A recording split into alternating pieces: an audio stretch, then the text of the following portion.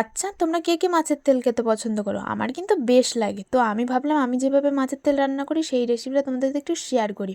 তো দেখো, এখানে একটা বড় সাইজের কাতলা মাছের তেল নিয়ে নিয়েছি, আর একটা বড় সাইজের আলু ডুমো ডুমো করে কেটে নিয়েছি, একটা বেগুন কেটে নিয়েছি ডুমো ডুমো করে, আর একটা বড় সাইজের রসুন কেটে নিয়েছি, আর দুটো তিনটে পেঁয়াজ কেটে নিয়েছি।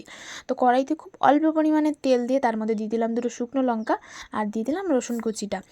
তো রসুনগুলো খুব ভালোভাবে লাল লাল করে ভেজে নিয়েছি, তার মধ্যে দিয়ে দিলাম পেঁয়াজ কুচি। আমি কিন্তু এখানে রসুনের পরিমাণটা আর পেঁয়াজের পরিমাণটা একটু বেশি রেখেছি, যেহেতু এটা কাতলা মাছের তেল রান্না করছি। কাতলা মাছের তেলে কিন্তু অনেকের আষ্টানি গন্ধ লাগে, যেমন আমার লাগে, কিন্তু আবার রুই মাছের তেলে কিন্তু আষ্টানি গন্ধ একদমই লাগে না।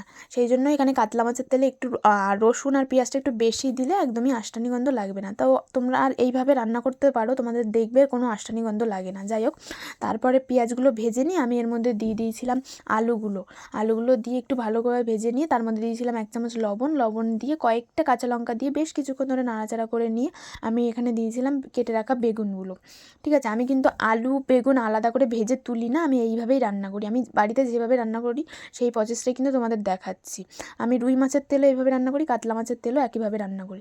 তারপরে মাঝখানটা একটু ফাঁকা করে নিয়ে দিয়ে দিয়েছিলাম তেলগুলো যখন একটু নরম হয়ে এসেছিলো, তারপরে একসাথে সব নেড়ে দিয়েছিলাম বেশ কিছুক্ষণ।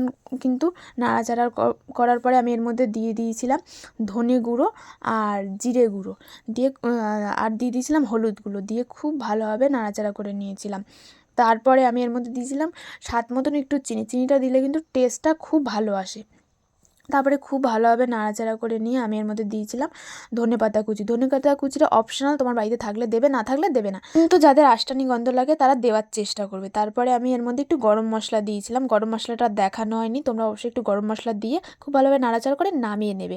তারপরে কি করবে, গরম ভাতের সাথে এক থালা ভাত খেয়ে নেবে। যাই হোক, ভিডিওটা ভালো লাগলে অবশ্যই লাইক কমেন্ট করে দেবে। টাটা।